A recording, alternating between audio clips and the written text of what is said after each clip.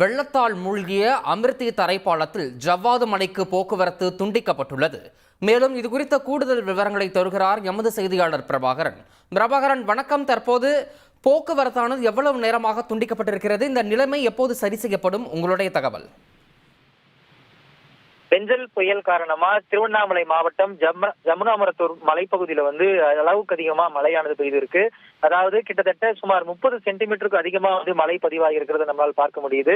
இந்த மழையின் காரணமா கொட்டாறு, அதாவது அமிர்தி பூங்கா உள்ளே இருக்கக்கூடிய கொட்டாறு அருவியில வெள்ளம் கரைபுரண்டு ஓடுது.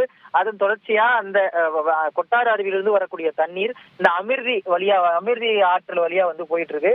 அந்த அமிர்தி பூங்காக்கு பக்கத்தில் இருக்கக்கூடிய தரைப்பாலம், அதாவது ஜவ்வாது மலை நோக்கி ஜமுனா மருத்துவர் உள்ளிட்ட பல்வேறு பகுதிகளுக்கு போகக்கூடிய இந்த சாலையில் இருக்கக்கூடிய தரைப்பாலம் சுமார் 3 அடிக்கு மேல மூழ்கி இருக்கு. இதனால அந்த பகுதியில தண்ணீர் வெகுண்டெழுந்து ஓடுறதை நம்மளால காட்சிகள்ல பார்க்க முடியுது. இந்த தண்ணி நாகநதி ஆற்றோட கலந்து இந்த சிங்கிரி கோவில், கத்தாலமட்டு உள்ளிட்ட பகுதிகள் வழியாகவும் போயிட்டு இருக்கு. அங்க போயிட்டு இருக்கக்கூடிய பாதையில பார்த்தோம்னா சிங்கிரி கோயிலுக்கு போகக்கூடிய தரைப்பாலமும் தண்ணீரால மூழ்கி இருக்கிறத நம்மால் பார்க்க முடியுது.